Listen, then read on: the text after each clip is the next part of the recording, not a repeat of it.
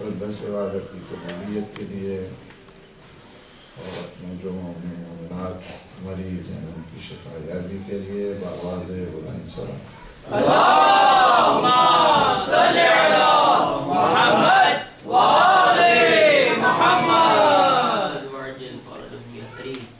عالم اسلام کی سربلندی، عالم طاغوت کی نابودی کے لیے پھر بھی بآواز بلند صلوات اللہم صلی علی محمد وآل محمد اپنے مدنین کے لیے اور بالخصوص ہمارے بڑے محترم ڈاکٹر انیس ڈاکٹر دربار علی شاہ صاحب کے جملہ مدنین کے لیے بسم اللہ الرحمن الرحیم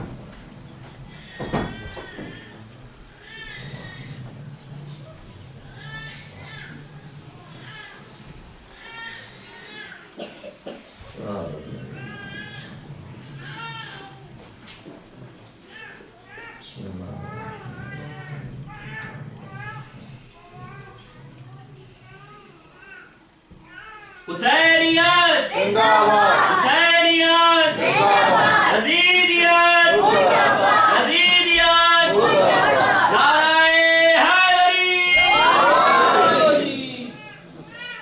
اعوذ باللہ من الشیطان الرجیم بسم اللہ الرحمن الرحیم الحمد للہ الذی قصرت عن رؤیته ابصار الناظرین وعجزت عن نوته أوهام الواصفين الصلاة والسلام والتحية والإكرام على النبي المؤيد والرسول المسدد المصطفى الأمجد المحمود الأحمد سيدنا ونبينا وشفيع ذنوبنا وطبيب نفوسنا أبي القاسم محمد اللہم صلی علی محمد وآل محمد وعلى آله الطيبين الطاهرين المعصومين المنتجبين الهداة المهديين سيما بقية الله في العالمين روحي وأرواح العالمين في مقدمه الفداء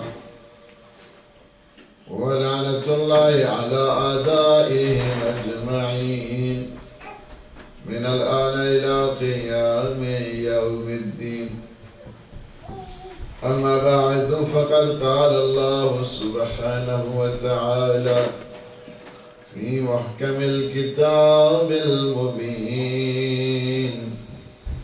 بسم الله الرحمن الرحيم إن الذين آمنوا والذين هاجروا وجاهدوا في سبيل الله أولئك يرجون رحمة الله والله غفور رحيم صلوات اللہم صلی علی محمد وآل محمد سورہ مبارک بقرہ کی آیت نمبر 218 218 نمبر آیت ہے جس میں ارشاد فرمایا ان الذین آمنوا یقیناً وہ لوگ جو ایمان لائے والذین هاجروا وجاهدوا یہ صاحبان ایمان، ان کی کوالٹی یہ ہے، ان کی شناخت یہ ہے، ان کی علامت یہ ہے، ان کی نشانی یہ ہے۔ ایمان فقط کہہ دینے کا نام نہیں ہے، عمل کر کے دکھانے کا نام ہے۔ سبحان اللہ، سبحان اللہ۔ اگر کوئی کہہ دے کہ میں مومن ہوں تو اس کے ایمان کو اسی طرح مانا نہیں جائے گا۔ اس سے پوچھا جائے گا کہ تم نے ہجرت کی ہے یا نہیں کی ہے، تو نے جہاد کیا ہے یا نہیں کیا۔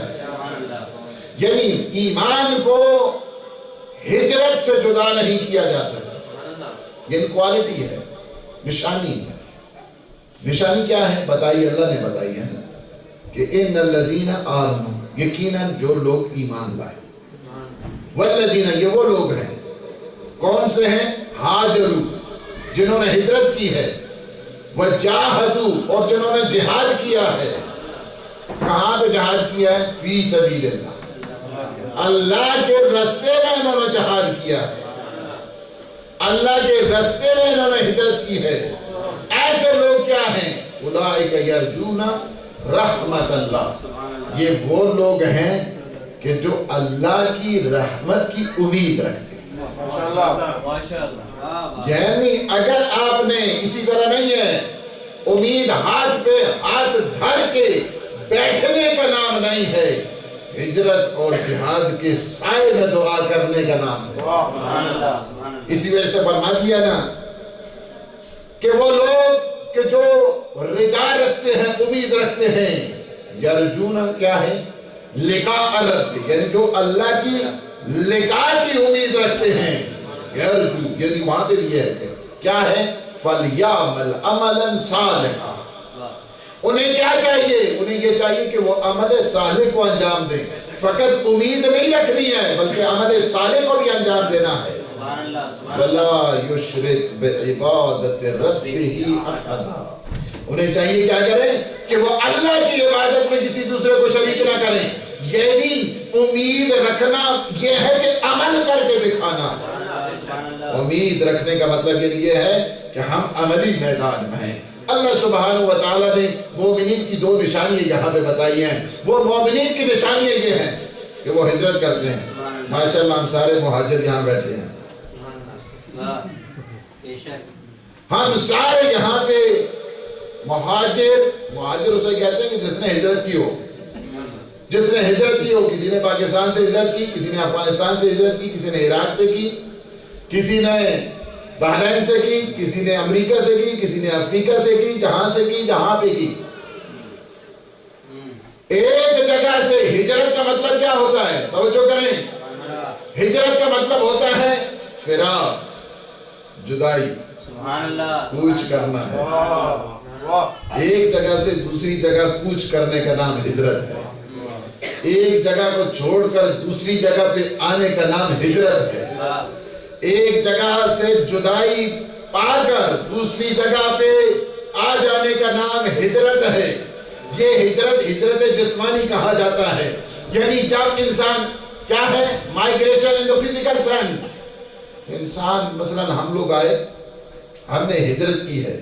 کہاں سے ہجرت کی؟ پاکستان سے، انڈیا سے اٹھے اور یہاں پہ ہجرت کی۔ اب کائے کو ہجرت کی ہے، اس پہ ابھی ڈسکشن ہونے والی ہے کہ ہم نے ہجرت کی، اس کا مطلب کیا تھا؟ اللہ جو ہجرت چاہتا ہے اس آیت میں ہے، اس کا مطلب کیا ہے؟ ہم نے ہجرت کی کس مقصد کے لیے، کس کاز کے لیے، ہمارے آبجیکٹیو کیا تھے، ہمارا ہدف کیا تھا، ہمارا مقصد کیا تھا؟ ہر کے ہجرت تو کی ہے نا ہم نے ہجرت تو کی ہے۔ یہ ہجرت جو ہم نے کی اس کو کہتے ہیں ہجرت جسمانی۔ جسمانی اعتبار کے ساتھ ہم نے ہجرت کی ہے۔ اب ایک ہجرت یہ ہوتی ہے کہ انسان، یہ یہاں پہ بڑی ڈسکشن ہے خود علماء عرفان کے درمیان بھی، وَمَنْ يَخْرُجْ مِنْ بَيْتِهِ مُهَاجِرًا إِلَى اللَّهِ وَرَسُولِهِ، کہ جو لوگ کیا کرتے ہیں اپنے کیا ہے؟ وَمَنْ يَخْرُجْ مِنْ بَيْتِهِ، جو اپنے بیت سے، اپنے گھر سے نکلتے ہیں، مہاجر بن کر نکلتے ہیں، إِلَى اللَّهِ وَرَسُولِهِ، اللہ کے مہاجر ہوتے ہیں، رسول کے مہاجر ہوتے ہیں فقد وقع اجرہ علی اللہ، سبحان اللہ سبحان اللہ. ان کا اجر کس کے پاس ہے؟ دنیا والوں کے پاس نہیں ہے، ان کا اجر اللہ کے پاس ہے. یعنی جو لوگ نکلتے ہیں اللہ کی راہ میں، اور پھر یہ بھی ساتھ ساتھ بتا دیا ہے وَمَنْ يَخْرُجْ مِنْ بَيْتِهِ مُهَاجِرًا إِلَى اللَّهِ وَرَسُولِهِ ثُمَّ يُدْرِكُهُ الْمَوْتُ. اور اس دوران کیا ہوتا ہے؟ مر بھی جاتے ہیں. انسان ہے، انسان کی اگر انتقال ہو گیا، رخصت ہو گیا، ثُمَّ يُدْرِكُهُ الْمَوْتُ، اس کے بعد انہیں موت آ گئی، فَقَدْ وَقَعَ أَجْرُهُ عَلَى اللَّهِ، اس کا اجر اللہ کے پاس ہے. اور اللہ بہت زیادہ غفور ہے اور رحیم ہے. یہاں بھی آپ نے دیکھا ہے کہ یہاں پہ بھی ہے کہ کوئی انسان ہجرت کرتا ہے، ہجرت کرتا ہے اس نے اللہ کے لیے. اس میں بڑی شان ہے. اس آیت میں یہ بتا دیا کہ مہاجرن الی اللہ و الی رسولی نہیں کہا گیا، بلکہ کیا کہا گیا کہ مہاجرن الی اللہ و رسولہ، کہ جو اللہ اور اس کے رسول کی طرف، یعنی جو رسول کا مہاجر ہے وہ اصل میں خدا کا مہاجر ہوا کرتا ہے. یہ منظر بتا دیا. یعنی آپ کو رسول اور خدا کو جدا نہیں کرنا ہے وہاں پہ، بلکہ جو رسول کی اطاعت کرے گا وہ اللہ کی اطاعت کرے گا، جو رسول کی طرف ہجرت کرے گا وہ اللہ کی طرف ہجرت کرنے والا ہے. اور پھر یہ بھی فرما دیا ثم یدرکہ الموت، یعنی اس دوران کیا ہو جاتا ہے، اس مائیگریشن کے دوران اسے موت واقع ہو گئی. موت تو حق ہے نا. آپ کیا کہتے ہیں کہ موت حق ہے، برزخ حق ہے، قیامت حق ہے، یہ ساری چیزیں شفاعت حق ہے، اس کو حق کہتے ہیں. یعنی انسان جو اس دنیا میں آیا ہے اس نے ایک دن اپنے آپ کو پیش کرنا ہے بارگاہ پروردگار. یعنی ایسا نہیں ہے کہ کوئی دنیا میں آئے جب نبی و مرسل نہ رہے کون رہے گا؟ کوئی ایسا نہیں ہے دنیا میں کہ جو آئے. یعنی موت تو باہر کے وٹال ہے اور موت کا ایک فیصلہ ہے. ایک نہ ایک دن انسان کو موت آنی ہے، لہٰذا اپنے آپ کو تیار رکھنا ہوگا، تیار رکھنا ہوگا. اگر میرا اللہ مجھے اب پکارے تو کیا میرے اندر یہ صلاحیت موجود ہے کہ میں کہوں پروردگار لبیک، تیرا بندہ ابھی حاضر ہے؟ کیا کہے کہ نہیں ابھی مجھے کچھ حساب کتاب کرنا ہے، کچھ بینک بیلنس کا ہے، کچھ بلڈنگ کا ہے، کچھ ادھر ادھر کا ہے، اس کے بعد جو ہے نا پھر یا اللہ تم. مہلت کی بات نہیں ہوتی وہاں پہ. جب فرشتہ آ جاتا ہے اس کے بعد مہلت کی کوئی گنجائش نہیں. اسی لیے فرمایا کہ اپنی موت سے پہلے مر جاؤ. موتو قبل ان تموتو، کہ مرنے سے پہلے مر جاؤ. مرنے سے پہلے کیا مرے گا وہ؟ یعنی اپنے ہر عمل کو قبر کے پیش نظر کر کے اکٹھا کرو. یعنی تمہارا ہر کام اس موت کے پیش نظر ہونا چاہیے کہ میری موت اگر آ گئی تو مجھے اس وقت کیا جواب دینا ہوگا. لہٰذا اس بات کی طرف متوجہ کرنے کے لیے کہ موت کو اگر ہم یاد کریں، اگر انسان زندگی کو ہر ایک یاد کرتا رہتا ہے، لیکن اگر انسان موت کو یاد کرے گا، موت کو یاد کرتا ہے تو کیا ہوتا ہے؟ موت کو یاد جب کرتا ہے انسان کی خواہشات کم ہو جاتی ہیں. خواہشات ہوتی ہیں نفسانی، یہ اس کا ایفیکٹس ہوتا ہے. موت کی یاد سے خواہشات کم ہو جاتی ہیں. موت کی یاد سے حرص اور لالچ کم ہو جایا کرتی ہے. موت کی یاد سے انسان کا دل نرم ہو جایا کرتا ہے. موت کی یاد سے تکبر ختم ہو جایا کرتا ہے. موت کی یاد سے انسان عجز اور انکساری کی منزل پر آتا ہے. یہ کوڈ بتائے ہیں معصومین نے، اور فرمایا کیا ہے تمہیں ہم بتاتے ہیں. فرمایا کہ دو چیزیں ہیں. جس طرح لوہے کو زنگ لگ جاتا ہے، دیکھا آپ چند دن اسی طرح پڑا رہے تو زنگ لگ جاتا ہے. آقا رسول گرامی صلی اللہ علیہ وآلہ وسلم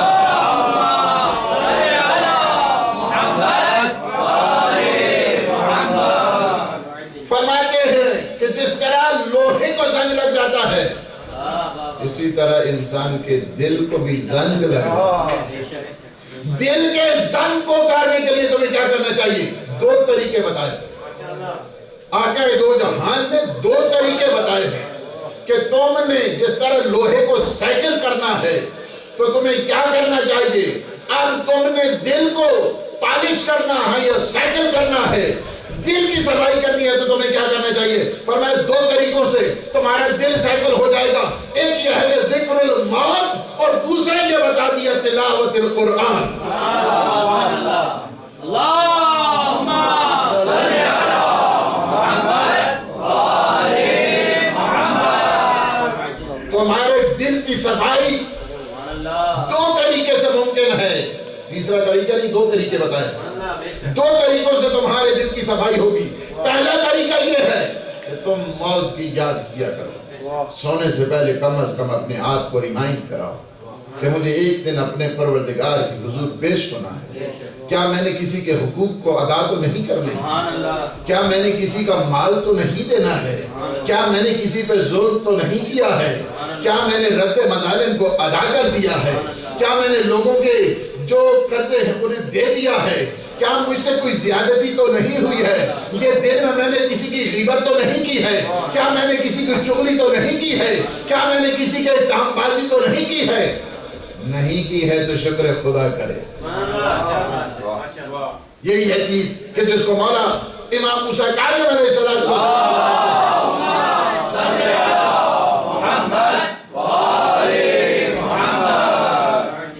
فرماتے ہیں لیسا من شیعتنا، وہ ہمارا شیعہ نہیں ہے. ہمارا شیعہ نہیں ہے. کون شیعہ نہیں ہے ہمارا؟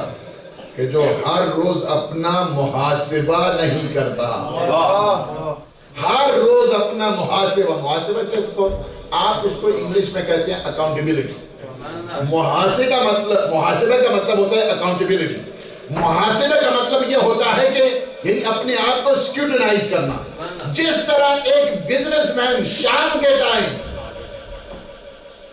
سکیوٹنائز کرتا ہے اپنا حساب لگاتا ہے، مجھے کتنا فائدہ ہوا، مجھے کتنا نقصان ہوا. اسی طرح ایک انسان کا سب سے بڑا اس چیز کو فخر الدین رازی نے سورہ عصر کی تفسیر میں بڑی ایک اچھی مثال دی.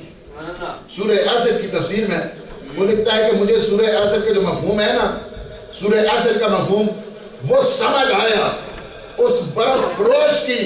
یا ہمارے یہاں بھی برف بیچتے ہیں نا پاکستان میں، انڈیا میں جب زیادہ گرمی ہوتی ہے تو برف آگے بیچتے ہیں. ہر گھر تھوڑا ہوتا ہے فریج، باہر چلتے ہیں لیتے ہیں، لے کے آتے ہیں باہر سے. یہ ساری چیزیں شکر خدا کرنے والی ہیں، غرور کرنے والی نہیں ہے. دنیا تکبر کا مقام نہیں ہے.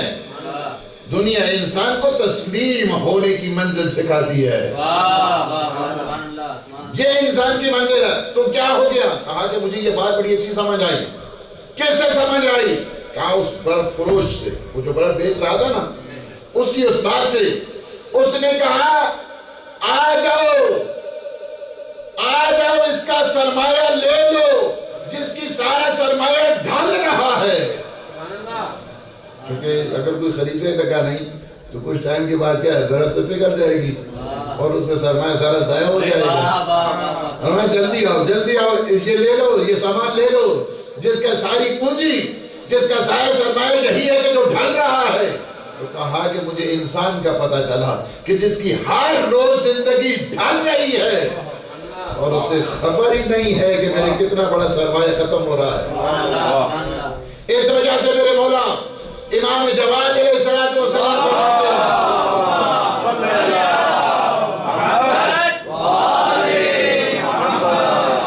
فرماتے ہیں اے انسان، تیری کم از کم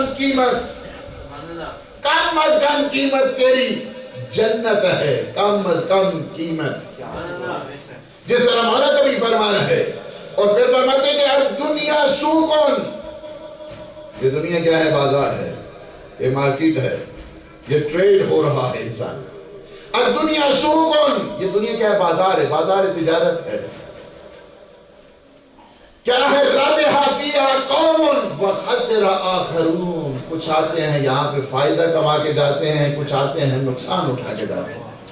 یعنی اس دنیا میں کیا کیا ہم نے آئے یہاں سے ہم آئے کیا کیا ہم نے، یہ ہر ایک کو پتہ ہے کہ ہم نے کیا کیا ہے، مجھے بتانے کی ضرورت نہیں ہے یہاں. بہت ساری انسان النفس علی البصیرہ، انسان خود جانتا ہے کہ میں نے کیا کیا ہے. ہر ایک انسان کی تختی اس کے سامنے ہے، جس طرح کمپیوٹر کی سکرین ہر ایک کے سامنے ہوتی ہے، اور جو کچھ اس پر لکھا ہوتا ہے وہ جانتا ہے. اسی طرح یہ جو کتاب زندگی ہے، انسان اسے بڑے اچھے طریقے سے جانتا ہے کہ میں نے کیا کیا ہے. لہٰذا انسان کو اپنا محاسبہ کرنا چاہیے. اور موت سے کیا ہوتا ہے؟ انسان اگر ہم موت کی یاد کریں، مرحومین کی بھی یاد ہے نا، لہٰذا میں نے کہا کہ موت کی یاد بھی ہونی چاہیے، یعنی مرحومین کا تذکرہ ہو اور موت کے بارے میں ایک بات بھی نہ کی جائے. آپ نے دیکھا موت کیا کر دیا کہ انسان ذکر موت سے غفلت کا نشہ ٹوٹ جاتا ہے. ذکر موت سے، میں نے جملہ کہہ دیا ہے، ذکر موت سے غفلت کا نشہ ٹوٹ جایا کرتا ہے. اور 95% انسان کے گناہ کیوں اتنا کہا گیا تم ذکر موت کیا کرو، remembrance of death, remembrance of death, remembrance of death. کیوں اتنا اس کی امپورٹنس؟ اس وجہ سے کہ انسان کے سارے کے سارے بہت سارے جتنے گناہ ہیں غفلت کے نتیجے کے ساتھ. لیکن جب انسان موت کو یاد کرتا ہے تو وہ کیا ہے؟ نشہ ٹوٹ جایا کرتا ہے. اب انسان موت کو کیسے یاد کرے؟ تو یہ بھی بتا دیا گیا کہ تمہیں کیا کرنا چاہیے، استعداد موت کیسے پیدا کرنی ہے اس کے لیے بھی بتا دیا گیا. فرمایا کہ تمہیں چاہتے ہو نا من استعداد الموت، how to prepare yourself for death, کس طرح آپ نے موت کے لیے اپنے آپ کو تیار کرنا ہے. تو فرمایا یہ ہے کہ واجبات کو انجام دو، محرمات سے اپنے آپ کو بچاؤ، اور اخلاقیات سے اپنے آپ کو سنوارو. یہ 3 چیزیں بتا دی ہیں معصومین نے.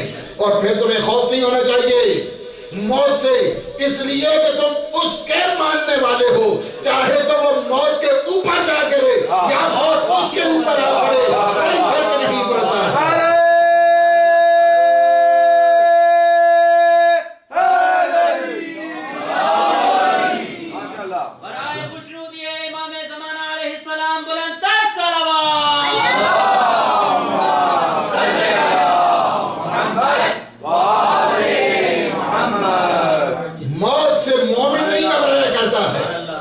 جس کا مولا اور آقا ہے صاحب، میں کہ علی ابن ابی طالب موت سے اتنا مانوس ہے. کیا جملے ہیں! فرمایا کہ علی موت سے اتنا مانوس ہے کہ جتنا ایک شیر خار بچہ ماں کے شیر سے ہوا کرتا ہے، جتنا مانوس ہے علی. چاہے موت اس پہ آ پڑے یا موت اس پہ آ پڑے، کوئی فرق نہیں ہے. یہ بات بتا دی کہ یعنی جب تمہاری تیاری اتنی کامل ہوگی تو تمہیں کیا، موت تو اتنی عظیم چیز ہے اور اتنا عظیم منصب ہے. پروموشن ہو گئی ہے ایک انسان کی، اور پروموشن اس لحاظ کے ساتھ ہو گئی اس وجہ سے کہ موت سے، چونکہ موت کا پتہ نہیں ہے نا، اس وجہ سے موت حقیقت میں ترقی درجات کا نام ہوا کرتا ہے. جس طرح ایک آدمی کی پروموشن ہو جاتی ہے، ایک کا مثلا اگر کوئی 15ویں گریڈ میں ہے تو 17ویں گریڈ میں پہنچ گیا، 19ویں میں پہنچ گیا، 21ویں میں پہنچ گیا، کتنا خوش ہوتا ہے چونکہ گریڈ اس کا بڑھ گیا ہے نا. اسی طرح موت بھی انسان کو گریڈ کو بڑھا دیتی ہے. کہ جس کے نعرے دنیا میں لگاتا تھا، سب سے پہلے اپنی آنکھوں کے سامنے دیکھتا ہے کہ میرے مولا حکم دیتے ہیں اسرائیل کو کہ اس کی موت کو اس طرح اس کی روح کو قبض کر کہ اسے ماں کی آغوش بھول جائے.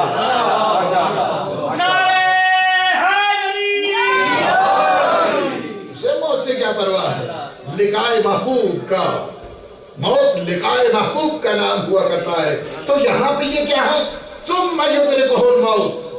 پھر اسے کیا ہے؟ اس دوران اس ہجرت الہی اور ہجرت رسول میں اسے موت آ گئی. یہاں پہ ایک چیز یہ بھی بتا دی گئی ہے کہ ہجرت فقط یہ نہیں کہ پاکستان اور انڈیا سے اٹھے یا دنیا کے کسی مملکت سے اور کشور سے اور ملک سے اٹھ کر آ جائے، یورپ میں آ جائے یا ویسٹ میں آ جائے، یا یہاں مغرب سے مشرق کی طرف چلا جائے، اور یہ زمانہ آنے والا ہے جہاں مغرب سے مشرق کی طرف جائیں گے، یہ بھی کوئی اتنا دور نہیں ہے ٹائم، اور بڑے اچھے انداز کے ساتھ جائیں گے۔ یہ جاتے رہیں گے جس طرح پہلے جاتے تھے، سارے مغرب مشرق کی طرف جاتے تھے۔ مرکز علم مشرق تھا، پتہ نہیں آپ کو پتہ ہے یا نہیں، مرکز علم مشرق تھا، کیونکہ علم وہی ہوتا ہے جہاں پہ نبی ہو، جہاں پہ علی ہو۔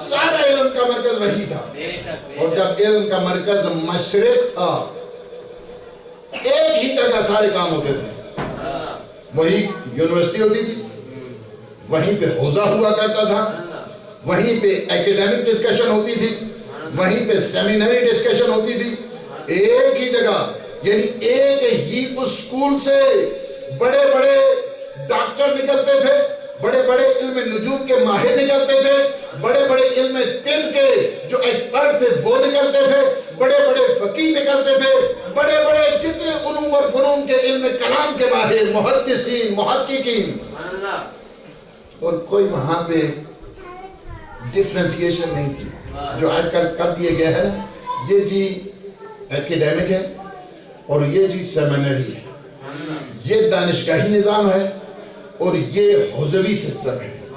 جب تک یہ علم کا مرکز مشرق رہا، فراخ دلی تھی، آج اب ماشاءاللہ دونوں علم ہمارے پاس ہیں، لے لو تم، لے لو تم سارے، یہ فراخ دلی آپ کو مشرق سے نظر آئی، اور لیکن افسوس کے ساتھ یہ کہنا پڑتا ہے کہ جب مسلمانوں نے اس وجہ سے باب العلم کو جب چھوڑا تو گھر گھر گدھا کرنا پڑا، گھر گھر گدھا کرنا پڑا، کشکول لے کر پھرنے پڑا، اس وجہ سے کہ یہ آپ اگر دیکھیں یہ باتیں آپ کو مولا امام جعفر صادق علیہ السلام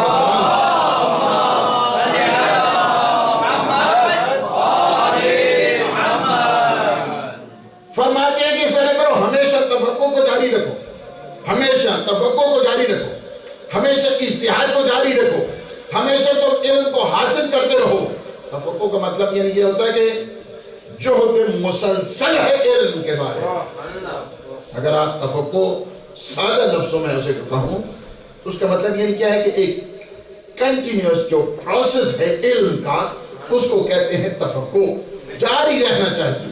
جس طرح قرآن نے لکھا کہ ثم یدرکہ الموت، یعنی کیا ہے کہ تمہیں قبر کے کونے تک علم کو حاصل کرنا ہے، وہاں تک آپ کو علم حاصل کرنا ہے۔ ثم یدرکہ الموت، تم محجج جب اللہ کے بن گئے، رسول کے بن گئے، اور جہاں تک کب تک تم نے بننا ہے، جب تک تمہیں موت آ جائے اس وقت تک تم بننا ہے۔ ایک آدمی آیا امام کے پاس، راوی کہتا ہے میں نے پوچھا کہ یہ جو تفقہ ہے، ایک آدمی ماشاءاللہ کہتا ہے مجھے پتہ ہے اصول دین کیا ہے، مجھے پتہ ہے فروع دین کیا ہے، مجھے پتہ ہے آپ کی جو امامت اور ولایت اس کے بارے میں کہتا ہے۔ اس کے بعد وہ گھر میں بیٹھ گئے، گھر میں بیٹھ گئے، وہ کہتے ہیں کوئی ضرورت ہی نہیں ہے، نہ کسی بھائی سے اس نے ملنا ہے، نہ کسی عزیز و اقارب سے ملنا ہے، اور چپ کر کے، یعنی ایسا آدمی آپ کے بھی یہاں موجود ہوں گے، مرکز جانے کی ضرورت نہیں، مسجد جانے کی ضرورت نہیں، او یہ چیزیں تو ساریاں نہیں ہیں ماننا جی، یہ تو ساری پتہ ہے سب، اور ان کی کو نہیں شہر ہوتی۔ یہ کیا ہے؟ جب مولا کو کہا گیا کہ یہ آدمی گھر سے نکلنا نہیں چاہتا، گھر میں رہنا چاہتا ہے، تو میرے مولا نے ایک جملہ فرمایا، میرے مولا نے ایک جملہ فرمایا کہ یہ بتاؤ کہ جب وہ گھر میں رہنا چاہتا ہے کیف یتفقہ الی الدین، سبحان اللہ سبحان اللہ، وہ دین کی فقہ کیا حاصل کرے گا گھر کے گوشے میں بیٹھ کر؟ اسے چاہیے تو زحمت کرے۔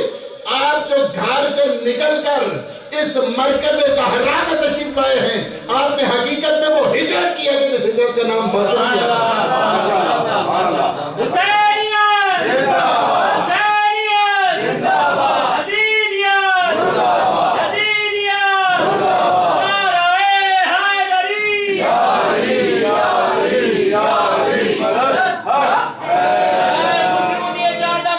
अलैहिस्सलाम बुलंद सलावत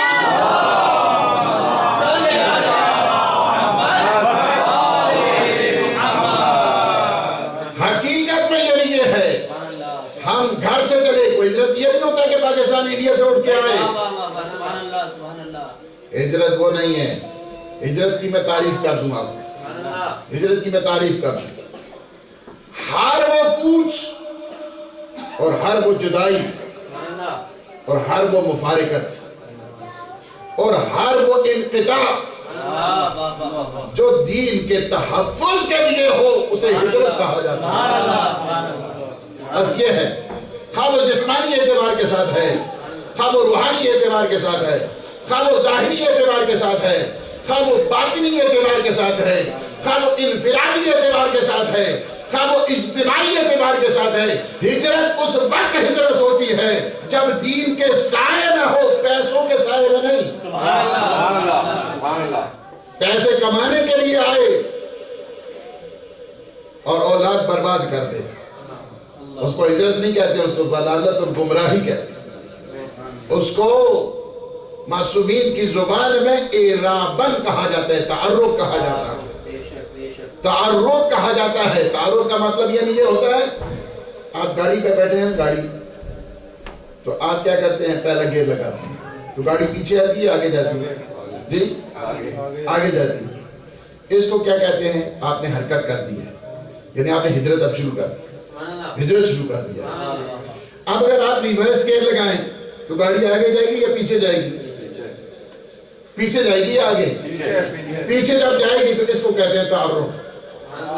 यानी हिदायत लेकर आया था, गुमराही खरीद के जा रहा है, इसको कहते हैं तारुक।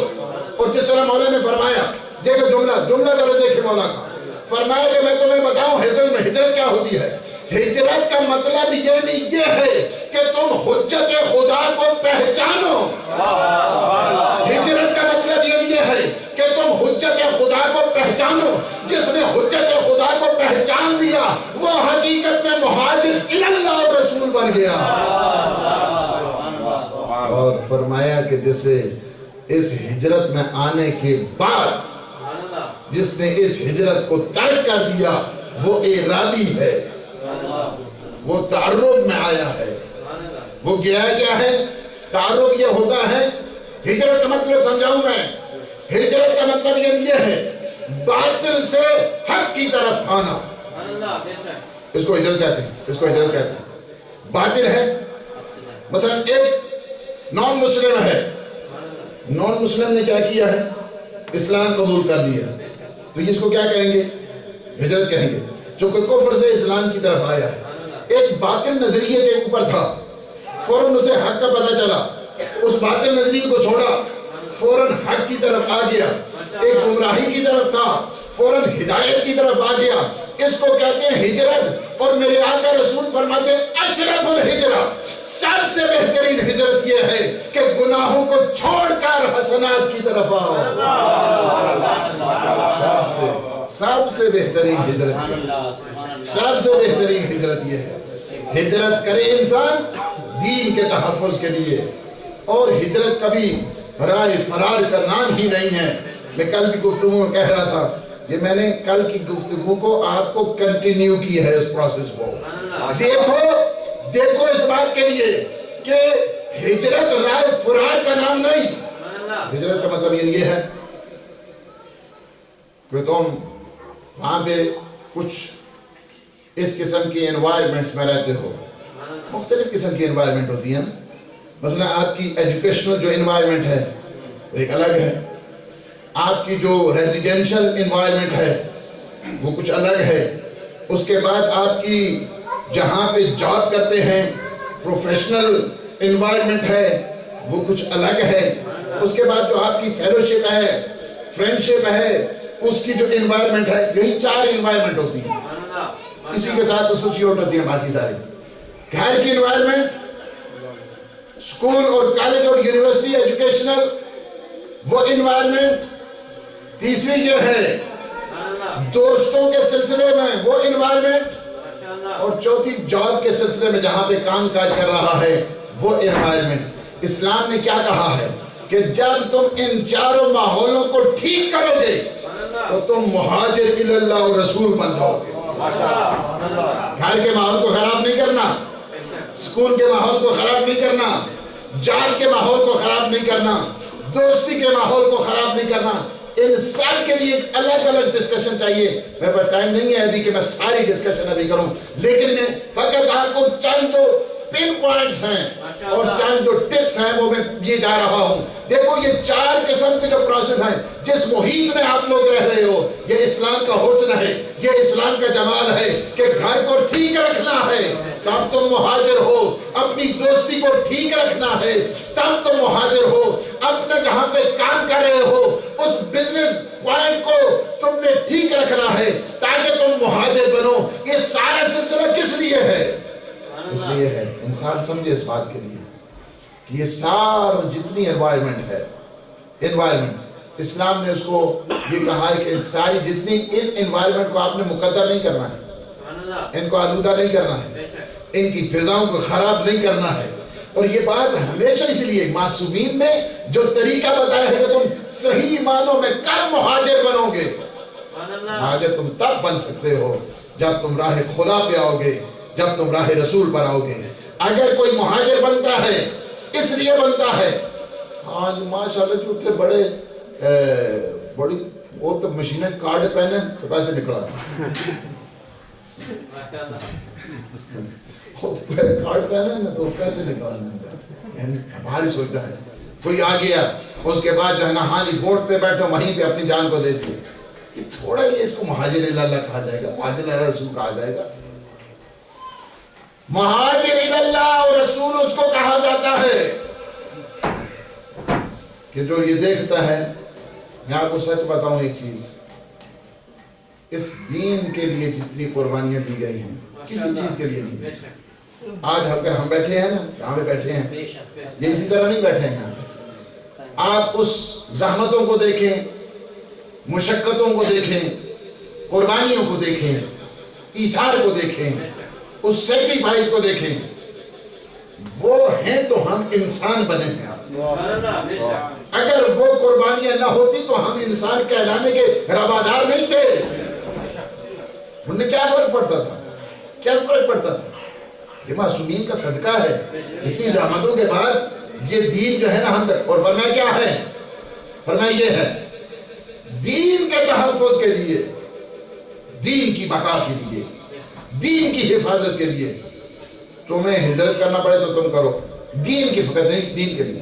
ایک جگہ ایسے ہے اس کو کب ہجرت کرنی ہے, ہجرت تب ہوتی ہے. میں نے جس طرح کہا کہ ہجرت کا مطلب ہرگز فرار نہیں ہے کہ انسان آئے اور بھاگ کے آ جائے دوسرے. ہجرت ایک قسم کا احتجاج ہوتا ہے, ایک قسم کا پروٹیسٹ ہوتا ہے. وہ اس لحاظ کے ساتھ پروٹیسٹ ہے کہ وہاں پہ میرے دین کو خطرہ ہے, میرے مال کو خطرہ نہیں, مال کی بات نہیں, میرے دین کو خطرہ ہے. چونکہ میرا دین اس انوائرمنٹ میں خطرہ کس لحاظ کے ساتھ ہے, خطرہ اس لحاظ کے ساتھ ہے چونکہ میں اگر وہاں رہوں گا, میں نے کوشش اپنی کر لی, یا اللہ میں نے کوشش کر لی ہے کہ اس ماحول کو ٹھیک کروں. اب یہ ماحول مجھ سے ٹھیک نہیں ہو سکتا ہے. اب میں یہ سوچتا ہوں کہ اس ماحول میں ڈھالے جاؤں گا, میں بھی آلودہ ہو جاؤں گا, تو میں یہاں پہ اب یہ جگہ رہنے کے قابل نہیں, اب میں ہجرت کرتا ہوں. یہ ہے ہجرت اسلامی جس کے بارے میں میری ڈسکشن ہو رہی ہے. وہ مائیگریشن جو ہے نا یہاں کی, وہ مائیگریشن والے جانے تو یا امیگریشن والے جانے. یہ جو مائیگریشن وہ امیگریشن جانے اور وہ جانے. بات یہ ہو رہی ہے کہ یہ جو تحفظ دین کے لیے ہے, تحفظ دین کے لیے جو مائیگریشن ہے, تحفظ دین کے لیے فرمایا کیا ہے کہ تم ہر دم مہاجر الی اللہ بنو. اچھا امام نے جب وہ کہا کہ وہ کیسے, فرمایا کہ وہ تو گھر میں بیٹھنا چاہتا ہے. اچھا گھر میں بیٹھنا چاہتا ہے تو کیا حاصل کرے گا؟ ایک آدمی کو ہم نے کہا نا کہ وہ جاب, انہوں نے کہا میں گھر میں بیٹھ کے کام, میں نے کہا یہ سکول کس لیے سارے بنے, سارے کہیں مجھے گھر میں پڑھنا ہے, سارے کہیں مجھے گھر میں علاج کرنا ہے. تو یہ ہاسپٹل کس لیے بنے ہیں, یہ ڈاکٹر کس لیے بنے ہیں, یہ ساری یونیورسٹی کس لیے بنی ہے, یہ سارے کالجز کس لیے بنے ہیں. ہر ایک کہے کہ میں نے گھر میں نہیں ہو سکتا ہے کام, ایک پروسیس کے تحت ہوتا ہے. لہذا تمہیں ہجرت کرنا ہوگی, یعنی گھر سے نکلنا ہوگا. گھر سے نکلے, ہم گھر سے نکلے حسینیہ کے عزا خانہ زہرا کے دروازے پہ پہنچے. اس ہجرت کو کہتے ہیں جسمانی. جہاں سے یاد حسین شروع ہوئی ہے اس ہجرت کو کہتے ہیں روحانی. اس ہجرت کو یہ ہمیشہ پروسیس رہنا چاہیے. یہ ہمیشہ رہنا چاہیے. کبھی نہ دیکھو یہ ہجرت. آپ جب وہاں سے گھر سے نکلتے ہیں تو کیا ہوتا ہے؟ قدم قدم پہ آپ کو ریوارڈ ملتا ہے, قدم قدم پہ آپ کو حسنہ ملتا ہے, قدم قدم پہ آپ کو نیکیاں ملتی ہیں. گھر بیٹھنے میں حرکت میں برکت ہے نا, حرکت میں برکت ہے. برکت کرو گی نہیں, اس کے بعد کہو کہ ہمیں برکات ملے گی. کہاں سے ملے گی برکات؟ اس وجہ سے کہ یہ آپ کو حرکت کرنی پڑے گی. تو بات یہ ہے کہ امام نے فرمایا وہ دین کو کیا حاصل کرے گا. اور فرمایا یاد رکھو, ایک چیز یاد رکھو, وہ یہ ہے کہ جو آدمی علم کو حاصل نہیں کرتا, یہ میرے مولا نے آج سے 14 صدیاں پہلے بات بتائی. 14 صدیاں یہ پہلے کی بات ہے. فرمایا کہ جو علم کو حاصل نہیں کرتا وہ غیروں کا محتاج ہوتا ہے. غیروں کا محتاج ہوتا ہے, غیروں کا محتاج ہوتا ہے. اور اس کے بعد وہ اسے ضلالت کی طرف, ضلالت کی طرف وہ لے کر جاتے ہیں. وَهُوَ لَا يَعْلَمُ, جملہ یہ ہے مولانا, وَهُوَ لَا يَعْلَمُ, یعنی وہ اسے, چونکہ جب اس کے پاس علم ہی نہیں ہے, دوسروں کے ہاں سے گدا کر رہا ہے علم, وہ اسے گمراہی کی طرف لے کر جاتے ہیں کشاں کشاں. وَهُوَ لَا يَعْلَمُ, اور اسے خبر ہی نہیں ہوتی ہے کہ میں گمراہی کی طرف جا رہا ہوں. یعنی اس طرح سلو پوائزننگ جس طرح ہوتی ہے, جس طرح آج کل یعنی ذہن کو, جب دھاروں کو ہمیشہ ایک چیز یاد رکھو, جسمانی جتنی ڈسٹریکشنز ہوتی ہیں وہ آنن فانن ہوا کرتی ہیں. روحانی جتنی بھی ڈسٹریکشنز ہوتی ہیں اس میں سلو پروسیس ہوتا ہے, آہستہ آہستہ آہستہ تدریجی لحاظ سے گریجولی ہوتا ہے. اس طرح نہیں ہوتا ہے. یعنی کیا ہے کہ 50 سال تک مائنڈ کو سیٹ کیا گیا, سلو پروسیس 50 سال تک مسلسل. اس کے بعد کیا ہو, لوگ آمادہ ہو گئے, جلدی قتل کرو چونکہ ہم نے جمعہ پڑھنا. آپ نے دیکھا یعنی کیا ہے کہ سلو پروسیس کے تحت اس قدر یکدم نہیں, 50 سال کام کیا گیا یزیدیت کو پروموٹ کرنے کے لیے. 50 سال تک کام کیا گیا. اس کے بعد یہ نتیجے جو ہیں وہ یہ نہیں.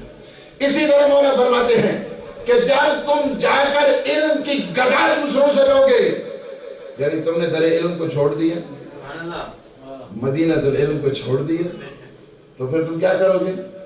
دوسروں کے محتاج ہوگے. جب دوسروں کے تم محتاج ہوگے تو اس کا نتیجہ یہ ہوگا کہ تو تمہیں گمراہی کی طرف لے کر جائیں گے. جب گمراہی کی طرف لے کر جائیں گے پھر تم کیا ہو جائے گے؟ تم اس طرح ضلالت کی طرف جاؤ گے کہ وَهُوَ لَا يَعْلَمُ, انہیں خبر ہی نہیں ہوگی کہ ہم گمراہی کی طرف جا رہے ہیں. یعنی ہدایت کی انہیں خبر ہی نہیں ہوگی, انہیں حق کی خبر ہی نہیں ہوگی. یہ کیا مولا نے اس دور میں. تو میں یہ بات کر رہا تھا کہ دیکھیں یہ جو مہاجر ہے اللہ اور اللہ کے رسول کی طرف, سب سے پہلے اسے چاہیے کہ خود کرے ہجرت. اگر خود نہیں ہے نا ہجرت کی ہے تو اسے کوئی حق نہیں پہنچتا ہے کہ اپنے گھر والوں کو کہے ہاں جی ماشاءاللہ جی آپ راہ راست پہ آ جائیں. اور تم کیا ہو, تمہیں کیا حق پہنچتا ہے کہنے کو دوسروں کو؟ سب سے پہلے کیا کرنا ہے؟ خود اپنے آپ کو تیار کرنا ہے, اپنے آپ کی ٹریننگ کرنی ہے, اپنی خود تربیت کرنی ہے. اس کے بعد کیا ہے کہ پروسیس رکا نہیں. اس کے بعد یہ ہے کہ تم اپنے گھر والوں کی تربیت, گھر والوں کی تربیت بھی ہو گئی. آپ کیا کرنا ہے؟ آپ آ جاؤ معاشرے کی طرف, اب آ جاؤ اجتماع کی طرف, اب آ جاؤ سماج کی طرف, اب آ جاؤ سوسائٹی کی طرف, اب آ جاؤ کمیونٹی کی طرف. پھر کمیونٹی کو تبدیل کرنا شروع کرو. پہلی چیز یہ ہے کہ ہجرت کرو نفسانی اعتبار کے ساتھ, انفرادی اعتبار کے ساتھ.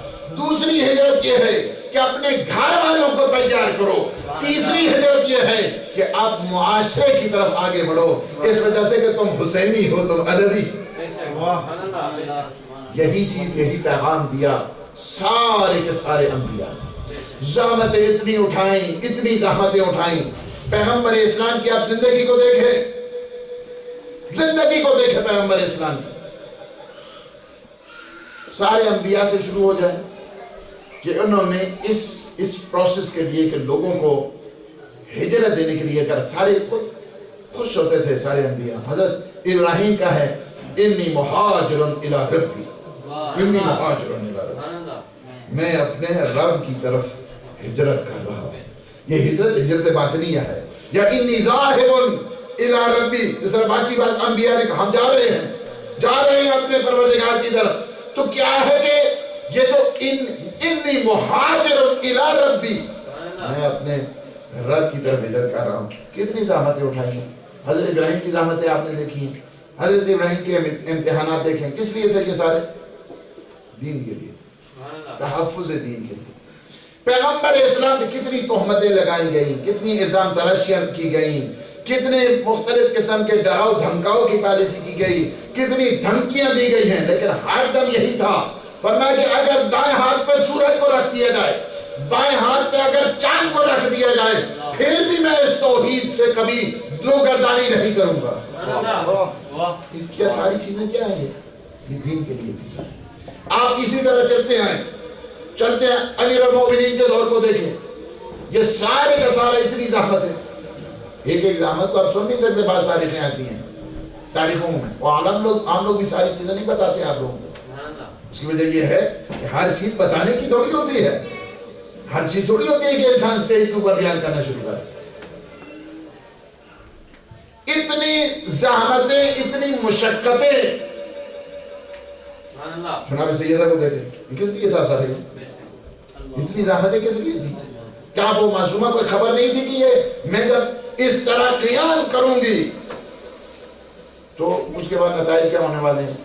گھر کی کیا خبر ہوگی، دروازہ گرا دیں گے، یہ ہوگا. یہ ساری چیزیں پتہ تھی. ایسا نہیں کہ نہیں پتہ تھا، ساری چیزیں پتہ تھی. امیر المومنین کو خبر تھی یہ ساری چیزوں کی. آپ امیر المومنین کے بعد دیکھیں امام حسن مجتبیٰ کیا زندگی کس قدر مشقات کے ساتھ. یعنی ایمان کی جو اگر لائف سٹائل کو اگر آپ دیکھیں اور بغور مطالعہ کریں، جہاں پہ 40,000 ممبروں پر کہنا آسان ہے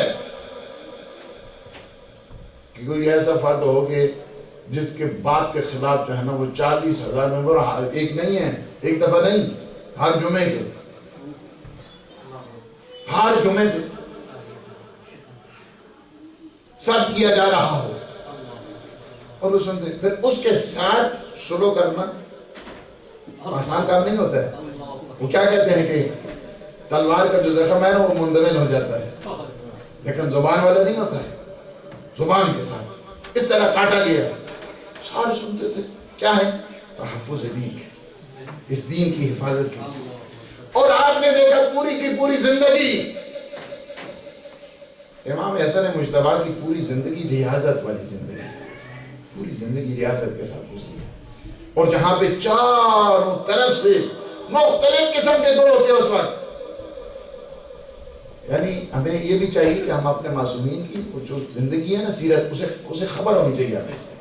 اگر ہمیں خبر ہو اپنے معصومین کی زندگی کے تو ہم ہر دور کا مقابلہ اچھے انداز کے ساتھ کر سکتے ہیں. کیا ہوگا کہ 4 قسم کے گروپ تھے اس میں ایسے گروپ تھے جس کو معاویہ نے بعد میں ٹرین کیا تھا کہ درہم و دینار 1,00,000 درہم دیتے تھے کہ تم فقط جائیں پروپیگنڈا کرو. مثلا آپ یہ دیکھیں جھوٹی جو تاریخیں، اس وجہ سے کہ اللہ نے ایک خاص کرم کیا ہوا ہے. پتہ ہے جو اس مکتب کا مخالف ہوتا ہے نا اہل بیت کا، اس کے لیے اللہ نے ایک خاص انتظام کیا ہوا ہے. اس کے لیے کہ وہ مخبوط الحواس ہوا کرتا ہے، اس کے دماغ ٹھکانے نہیں ہوتا. کسی نے کہا جی وہ 50 شادیاں کی ہیں، اچھا ٹھیک ہے 50 شادی کی، یہ جو 1,00,000 درہم لے لو، تو انہوں نے بڑی خبر دی ہے. دوسرے نے کہا نہیں 150 شادی کی ہے امام حسن، اچھا 150 یہ لو 2,00,000 تم لے لو. تیسرا آیا اس نے کہا نہیں 250 کی ہے، اس نے کہا ہاں یہ 4-5 لاکھ لے لو. تاکہ کیا ہے 2 چیزوں سے انسان داغدار ہو جاتا ہے. ہمیشہ یاد رکھو اس چیز کو، ایک مالی اعتبار کے ساتھ اور ایک یہ جو جنسی مسائل ہوتے ہیں اس میں آ کر انسان خراب ہو جاتا ہے. بڑی بڑی شخصیت دو جو اتنے خطرناک چیزیں ہوتی ہیں، اب وہ مالی اعتبار سے تو کر نہیں سکتے، کریم اہل بیت ہیں، ہر دم دسترخوان جاری ہے. لہذا انہوں نے کہا کہ چلیں اسی طرح ایک دھندا شروع کر دیا، اس پہ ایک کاروبار شروع کر دیا بعض نے، کہ چونکہ حرام کا مال تھا، حرام کا مال جو ہے لٹا رہے تھے کوئی یہ، لیکن چونکہ انہیں خبر نہیں تھی حسن مجتبی وہ ہیں کہ جن کے بارے میں اللہ نے یہ کہہ دیا ہے انما یرید اللہ لیذھب عنکم الرجس اہل البیت ویطہرکم تطہیرا. اللہم صل علی محمد آل محمد. جس کی طہارت اور تزکیہ کی گواہی خدا دے. اس وجہ سے انہوں نے پروپیگنڈا کیا تاکہ شخصیت کشی کی جائے. شخصیت کشی بڑی زہریلا، سب سے زیادہ جو ایک شخصیت کے لیے خطرناک چیز ہوا کرتی ہے اس کو کہتے ہیں شخصیت کشی. بلیم، گیم اور اس قسم کی جو مسائل، سب سے زیادہ جو آزار اور اذیت پہنچانے والی چیز ہوتی ہے ایک شخصیت کے لیے وہ یہی ہوتا ہے کہ اس کے اوپر تہمتیں لگاتے. یہ انہوں نے جب دیکھا نہیں وہ کام نہیں ہوا، پھر اس کے بعد کیا ہے، اللہ نے کہا کہ اچھا تم اس بات کے لوگوں کو پتا ہے اس چیز کے لیے یہ سارے کے سارے جھوٹ بول رہے ہیں، جو جن کی شان میں اللہ آئے تطہیر کو نازل کرے، جن کی شان میں اللہ پورے سورہ دہر کو نازل کرے، جن کی شان میں اللہ یہ آئے مباہلہ کو نازل کرے، جن کی شان میں اللہ آئے مبتت کو نازل کرے، یہ دنیا کے معاویہ کے پروپیگنڈے کیا کر سکتے ہیں؟ کیا کر سکتے ہیں؟ اس وجہ سے وہ تو کام نہیں چلا ان کا. اب کیا کیا گیا ان پروپیگنڈوں سے ہٹ کر، پروپیگنڈوں سے ہٹ کر پھر کیا کیا انہوں نے کہا قتل کرا دیا جائے، قتل کرا دیا جائے. معاویہ نے پھر جاسوس چھوڑے، جو قتل کرے گا اسے 1.5 لاکھ درہم اور اس کے بچی کی شادی بھی ہو جائے گی اس کے ساتھ.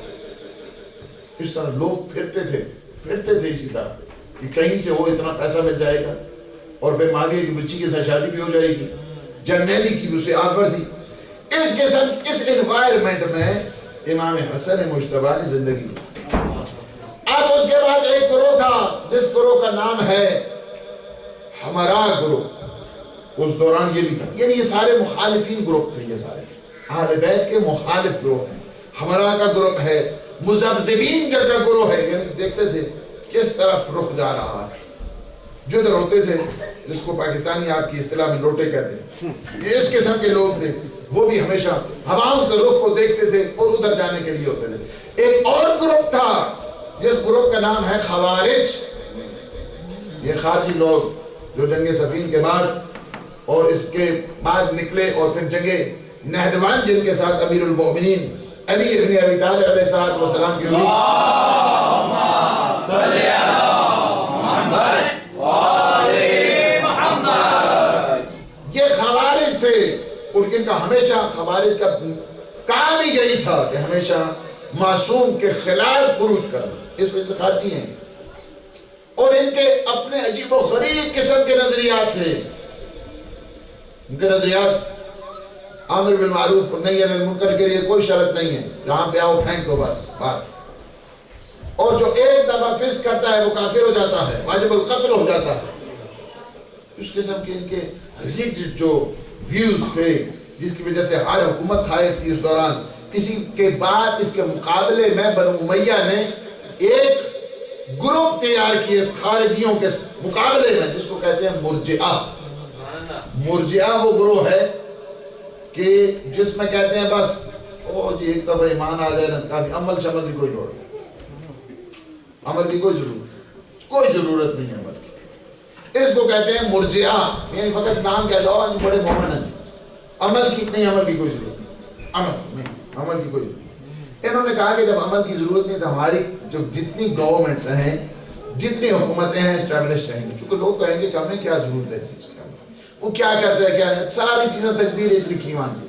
ہاں جی ماشاءاللہ خیری و شری من اللہ تعالی، ساری چیزیں جو ہے نا وہ کیا ہے خدا کی طرف سے، یہ خیر بھی اسی کی طرف اور شر بھی اسی کی طرف سے ہے. لہٰذا یہ سارا یہ کیا ہے، یہ بنو امیہ کی سازش. تو کیا تھے خارجی لوگ بھی اس دوران علی الاعلان کام کر رہے تھے عصمت کے مقابلے میں اور معصومین کے مقابلے میں، اس مرتبہ اہل بیت کے مقابلے میں، آپ دیکھیں گے اتنے بڑے بڑے جو گروپ تھے اس دوران دین کو سہارا دینا، اور امیر المومنین کی شہادت کے بعد یہ حسن مجتبیٰ کا صدقہ ہے کہ جو آج آپ یہاں بیٹھے۔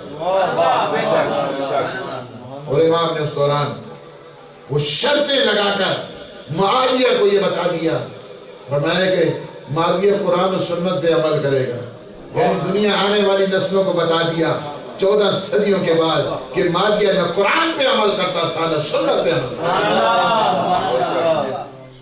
پھر یہ شرطوں میں موجود ہے کہ معاویہ شیعان حیدر کرار ہیں، ان کا قتل عام نہیں کرے گا، یعنی جو شیعوں کا قتل عام کرتا تھا وہ معاویہ ہے، اور آج جو کرتے ہیں وہ نسل معاویہ ہیں۔ حسینیت زندہ باد، حسینیت زندہ باد، یزیدیت مردہ باد، یزیدیت مردہ باد، نعرہ حیدری۔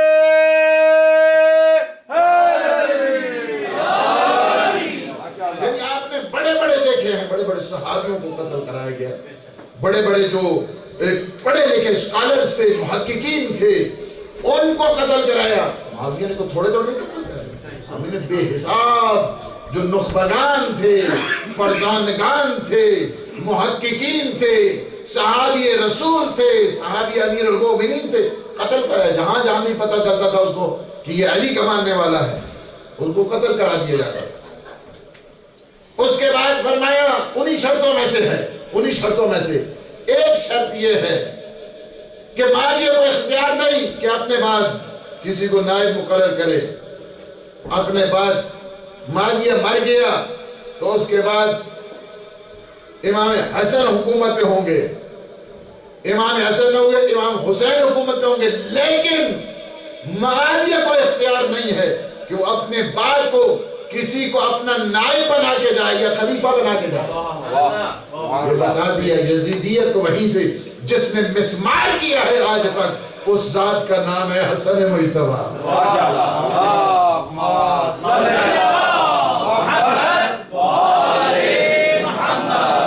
یعنی ان شرائط میں سے اسی وجہ سے شرائط جتنی 10 قریب جو شرائط تھی، اس کے بعد سائن ہو گئے، سائن معاویہ نے کیے کہ ہم اس پہ عمل کریں گے، ہم عمل کریں گے، لیکن عمل نہیں کیا گیا۔ بعض وہیں پہ جو سادہ لوگ تھے، چونکہ اسلام ہمیشہ یہ جو ظاہربین لوگ ہوتے ہیں نا، سادے ماشاءاللہ، یہ اسی حساب کے ساتھ جس طرح پیغمبر نے وہاں پہ صلح کرائی، جب صلح کی نا، صلح حدیبیہ ہوئی، تو بعض نے کہا آج جتنا نبوت پہ شک ہوا ہے نا زندگی میں نہیں ہوا،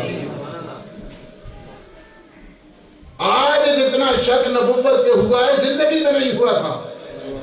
امام نے بھی جب صلح کی تو اسی مینٹیلٹی کے لوگ بھی تھے۔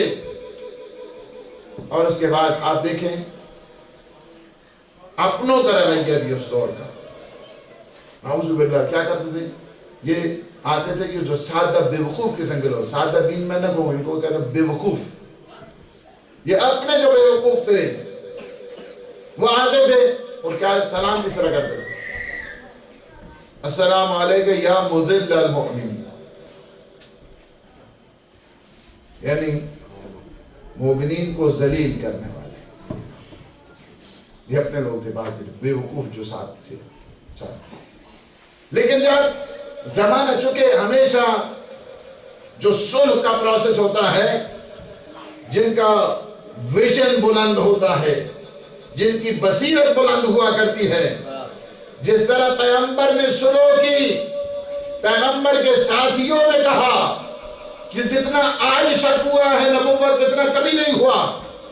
کچھ ٹائم کے بعد 2 سال ہی نہیں گزرے تھے کہ انہوں نے کہا نہیں ہماری تو بہت بڑی غلطی تھی، بہت بڑی ہم نے غلطی کی، ہم تو معذرت چاہتے ہیں۔ اس وجہ سے کہ چونکہ صلح کے جو حقائق اور دقائق ہیں معصوم بہتر جانتا ہے، اسی وجہ سے میرے مولانا نے ایک جملہ کہہ کے سارے پروسیس میں چونکہ کافی ٹائم ہو گیا، ایک جملہ کہہ کے میرے مولانا فرماتے ہیں میں اگر سلو نہ کر رہی آپ سب کے لیے، یہ آپ سب کے لیے جملہ ہے، فرمایا اگر میں سلو نہ کرتا روئے زمین پر کوئی ایک شیعہ نہیں ملتا تھا. صلوات بر محمد وآل محمد.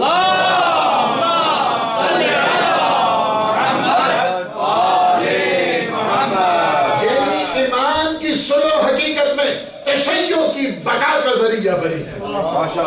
آج آپ دیکھ رہے ہیں کہ حسینیہ میں یا خانہ زہرا میں یہ اجتماع ہے، یہ سب کیا ہے؟ صدقہ ہے امام حسن مجتبیٰ کا.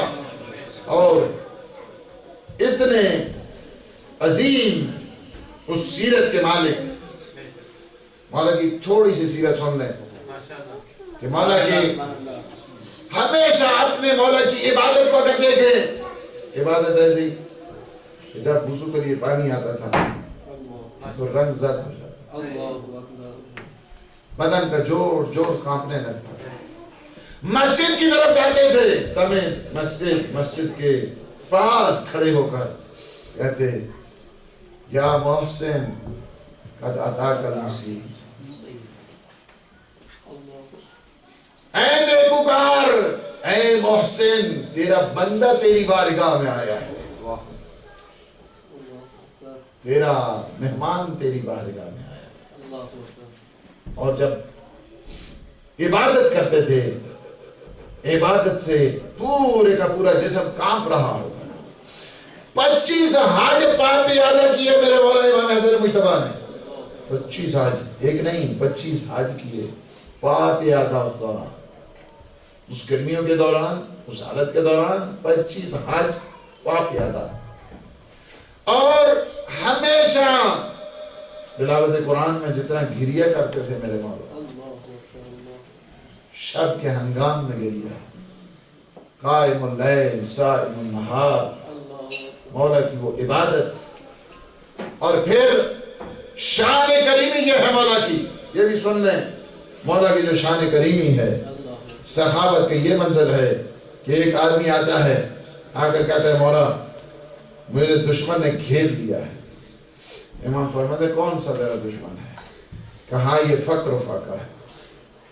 فوراً فرمایا غلام کو کہ گھر میں جو کچھ بھی ہے 4000 درہم حوالے کیا. فرمایا تیرا دشمن تجھے گھیرے گا نہیں، جب بھی یہ دشمن تیرے پاس ہے حسن مجتبیٰ کو خبر کرنا. یہ امام حسن مجتبیٰ کا ہے. کوئی بھی سائل گھر سے واپس نہیں جاتا تھا. ایک آدمی آیا، روایت میں یہ ہے اس نے پہچانا نہیں امام علیہ السلام کو مسجد میں. کھانے کا ٹائم ہوا، اس کے بعد امام نے وہ ستو نکالے، وہ جو روٹیاں ہیں خشک کہ جنہیں زانووں کے ساتھ توڑا جاتا تھا. جب اس تھیلی کو کھولا، تھیلی کے اوپر مہر لگی ہوئی تھی. اس کے بعد اسے بھی کہا کہ آپ بھی کھائیں.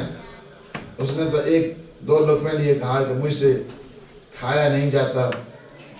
اور ایک جملہ کہا، اسے ابھی تک خبر نہیں کون ہے. یہ شان ہے. یعنی میں آپ کو ایک چیز بتاؤں کہ الہی حکومت کے جو نمائندے ہوتے ہیں اور دنیا کی حکومت کے نمائندے، ایک جملہ میں بتاتا ہوں، دنیا کے جتنے حکومتی نمائندے ہوتے ہیں حکومت پہ آتے ہیں آسائشیں بڑھ جایا کرتی ہیں. الہی نمائندے جب ہوتے ہیں آسائشیں کم ہو جایا کرتی ہیں. یہ فرق ہے، یہ فرق ہے. حکومت اپنے پاس ہے ابھی تک، لیکن کیا ہے، کہا کہ اس نے پہچانا نہیں ابھی تک. وہ کہا کہ عجب ہے، یہ اس قسم کی خشک روٹیاں، اور اس کے بعد آپ نے اس تھیلی کے اوپر مہر بھی لگا دی ہے. امام فرماتے ہیں پہلی بات تو یہ ہے کہ یہ روٹیاں جو خشک ہیں نا، چونکہ میری بیٹیاں مجھ سے بڑی محبت کرتی ہیں، بڑی محبت کرتی ہیں.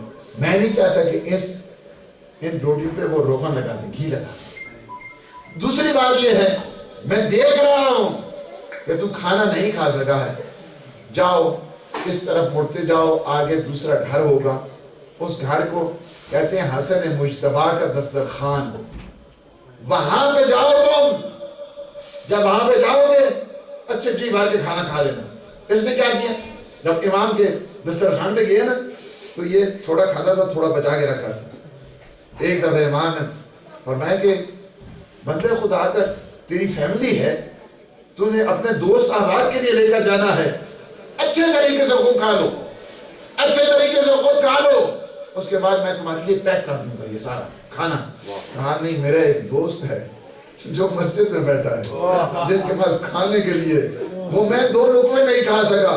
فرمایا وہ میرے بابا علی ہیں, یہ سارا صدقہ امام علی کا ہے کہ جو آج آپ یہاں کھا رہے ہیں. خود اس طرح کھاتے تھے. اور یہ سارا آپ دیکھ رہے ہیں نظام کہ جو امام حسن مجتبی کا ہے, کریم اہل بیت کہتے ہیں, اس قدر کریم کہ کوئی بھی در میں آئے خالی نہیں جاتا تھا. اور آج ہم ہیں کریم اہل بیت کی بارگاہ میں. روایات بہت عظیم ہیں کہ جب بھی آتے تھے, حتیٰ کہ جو بھی آتا تھا, سائل بھی آتا تھا. ایک دفعہ کہتے ہیں ایک آدمی آیا, کہا کہ مولا اولاد نہیں ہو رہی ہے. اور میں اچھا اس طرح کرو نا کہ تم ہر روز 600 دفعہ استغفار پڑھا کرو, استغفار زیادہ سے زیادہ پڑھا کرو. پہلے سال بچہ ہوا, دوسرے سال 10 بچے ہو گئے. معاویہ نے جب پوچھا کہ کیا وجہ ہے, تمہارے ہاں تو اولاد نہیں ہوتی تھی. کہا یہ میرے مولا امام حسن مجتبی کا صدقہ ہے. کہا مولا نے تمہیں کیا کہا تھا, کون سی دوائی؟ کہا تو نے فرمایا تھا ہر روز استغفار پڑھا کرو. استغفار میں پڑھنا شروع کر دیا. کہا ذرا مولا سے جا کر پوچھ کے آؤ استغفار کا بچوں سے کیا ربط ہے. تو کہا کہ آپ کو پتہ نہیں, میرے مولا نے فرمایا قرآن کی کیا آیتیں نہیں پڑھی ہے, سورہ نوح کو نہیں پڑھا ہے, استغفروا ربکم انہ کان غفارا, کہ تم استغفار کیا کرو, وہ تمہیں بیٹے دے گا, تمہیں مال دے گا, تمہیں اولاد دے گا, تمہیں رزق دے گا, تمہیں روزی دے گا. یہی چیز تھی. اتنا عظیم کرم والا امام جب معاویہ سے برداشت نہیں ہوا, اس وجہ سے کہتے ہیں کہ اس نے منتخب کیا افراد کو زہر کے لیے. ایک کہتے ہیں واقعہ, آپ نے بھی اپنی کتاب زینب عالیہ میں اس کو پورا مفصل لکھا ہے, وصال شیرازی کے ان اشعار کو, لیکن یہاں پہ میں آپ کو 2-3 شعر سناؤں گا.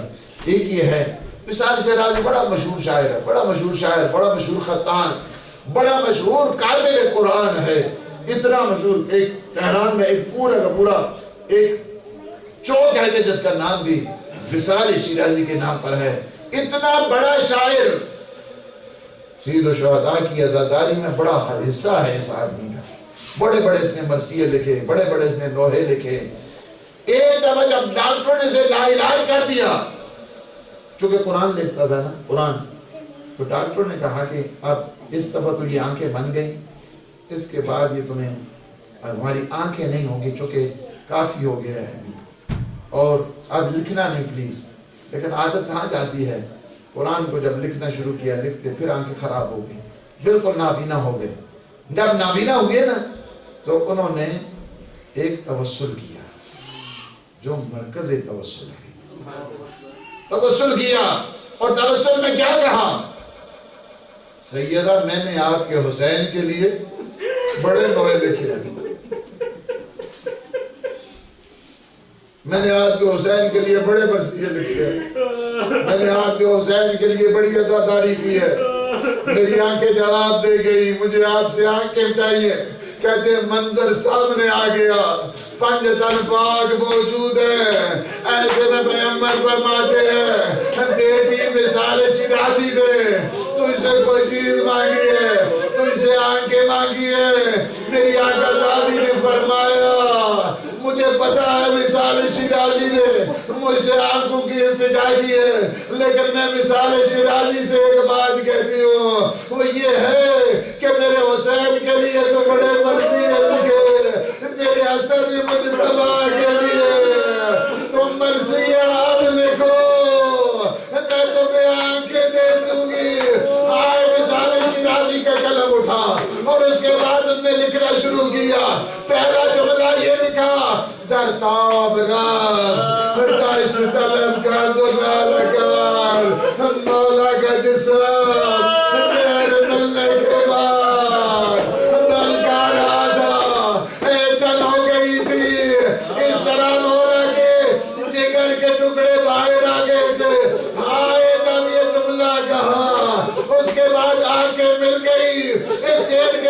آنکھیں ملی نا ایک دفعہ دیوار کو ہاتھ لگا کے دیوار کو ٹیک لگا کے دوسرا شعر کہتا ہے زینب کشید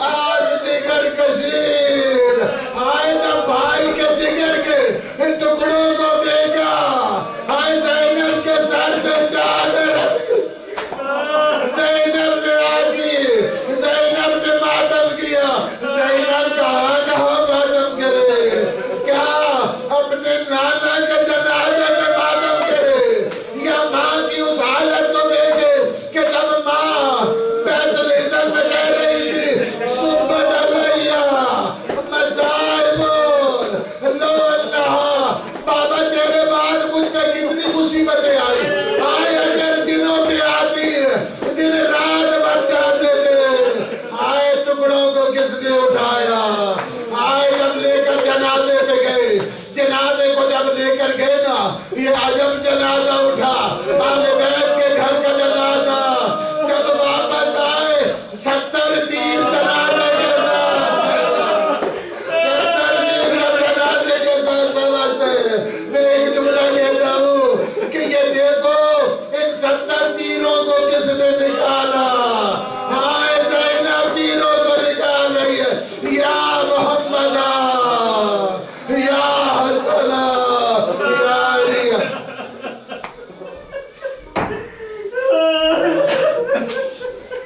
خدایا بحق محمد و آل محمد ہماری اس عبادت کو اپنی بارگاہ میں خدایا بحق محمد و آل محمد ہمارے جتنے مومنین مومنات تشریف لائے ہیں حاجات رکھتے ہیں پروردگار باب الحوائج کے سب کے حوائج شریف کو خدایا بحق محمد و آل محمد ہمارے جتنے مومنین مومنات اگر کسی مصیبت میں گرفتار ہیں کوئی پریشانی میں مبتلا ہیں پروردگار تو ان سے مصیبتوں کو ان پریشانیوں کو پروردگار ان سے محفوظ فرما خدایا بحق محمد و آل محمد کی عزا و تعزیت ہماری آخرت کا سرمایہ کرا خاتون جنت کو ہم سب پہ راضی اور خوش خدایا بحق محمد و آل محمد ہمارے جتنے مومنین مومنات مرحوم ہو چکے ہیں عزاداران سید الشہداء شہداء عزیز حاضرین کے مرحومین مرحوم ڈاکٹر دربار شاہ ان کے مرحومین پروردگار تمہیں جوار رحمت جوار اسماء جوار سید الشہداء میں جگہ عنایت فرما عالم اسلام کو سر بلند فرما عالم تاغوت کو نابود فرما مرکز کو پروردگار کے جو عظیم ہستی کے نام سے ہے اس کائنات کی جو مرکز عصمت ہیں ان کے مقدس نام پہ ہے پروردگار اس مرکز کو دن دگنی رات چوگنی ترقی نصیب فرما کہ جتنے بھی خدمت گزار ہیں دان ہیں درہم ہیں سخن ہیں پروردگار تو ان کی توفیقات میں اضافہ فرما ان کے گھروں کو آباد فرما انہیں رزق طیب رزق حلال عطا فرما پروردگار غم حسین نصیب فرما خدایا بحق محمد و آل محمد وارث غم امام زمان خطب عالم امکان کے ظہور کو نور میں تاجیل فرما ہمیں اپنے امام کے ناصرین مجاہدین مبلغین عزاداران سید الشہداء میں شمار فرما ربنا تقبل منا انك انت السميع العليم بجاه محمد وآله الطاهرين وآله وسلم